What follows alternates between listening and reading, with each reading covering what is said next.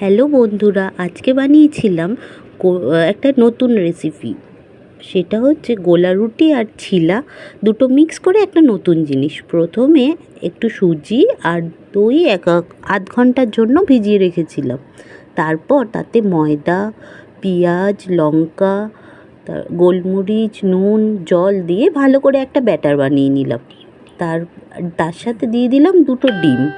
তারপর একটা প্যানে একটু তেল নিয়ে তাতে ভালো করে তেলটা গরম হলে ওই ব্যাটারটা দিয়ে মিনিট 2-3 একটা ঢাকনা ঢেকে একটু উল্টে পাল্টে ভেজে নিলেই বেশ সুন্দর মুখরোচক রেসিপি তৈরি হয়ে যাবে। এটা তোমরা সকালে ব্রেকফাস্টে বা সন্ধেবেলার টিফিনে দারুণ একটা জলখাবারের রেসিপি।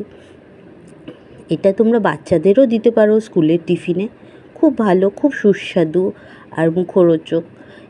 এতে তোমরা আরও এক্সট্রা ইচ্ছা মতন সবজিও অ্যাড করতে পারো। আমার কাছে এই দুটো জিনিসই অ্যাভেলেবেল ছিল, তাই আমি হালকার ওপরই করে দিয়েছি।